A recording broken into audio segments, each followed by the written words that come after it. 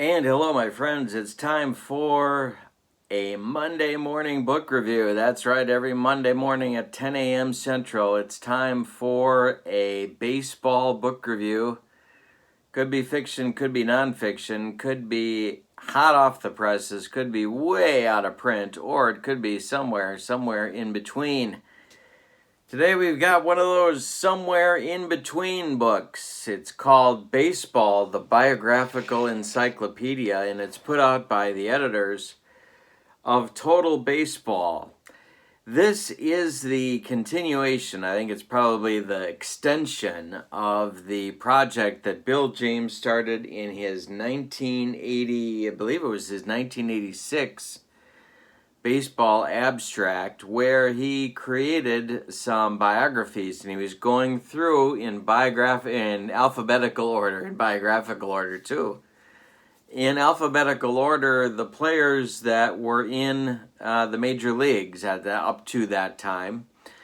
And the editors of Total Baseball continued that project and have completed it with this book.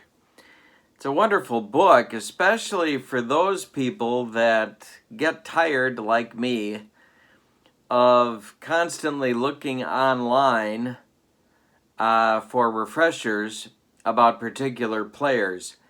If you like just grabbing a book and getting refreshed on the highlights of particular players' careers, this book is an excellent one to pick up.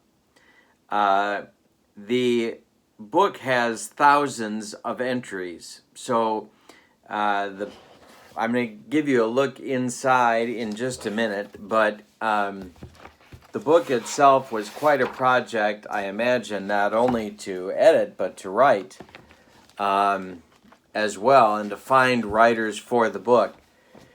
Let's take a look inside the book, and I'll show you what I'm talking about. In front of you is Lamar Hoyt's biographical entry in the book.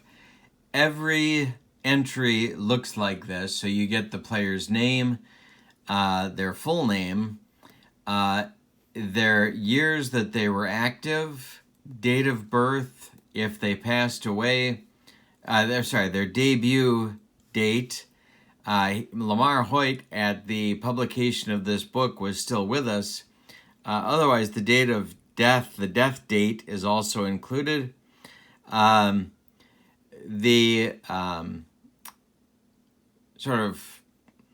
would you say? The number one team that he was known for playing with is included. Bats, throws, height, and weight. Then they give you career numbers. This isn't a book about stats, but they do give you career numbers. Then they give you the story of the player. Now, in Hoyt's case, he's an interesting test case for a biographical book, I think, because certainly, like all of us, we all have demons, but Lamar Hoyt perhaps had more of them than others. So if we look down here, this is how they handle Hoyt's unfortunate period. It says, the next season, everything came crashing down. This is talking about 1986. In February 10th of 1986, he was arrested by customs officials at the Mexican border for the possession of marijuana, Valium, and a knife. He was fined $620. On February 18th, San Diego police stopped his car at 1250 and found a switchblade and a small quantity of marijuana. In late February, Hoyt left the Padres spring training camp to enter an alcohol rehab program. He returned in March, and in April was fined $375 and given 3 years probation for the February 18th incident. So you get, obviously, Lamar Hoyt's highlights would be his Cy Young season, but you also get a very clinical approach to Lamar Hoyt's legal problems and substance problems, personal problems as well. Unlike some sources that you can find online, there's not editorializing here. So, and I'm thinking of a particular site in particular where some of the writing for some of the players gets a little bit judgmental, and that's not happening here. What you have here is sort of a clinical description of what the problems were and what exactly happened.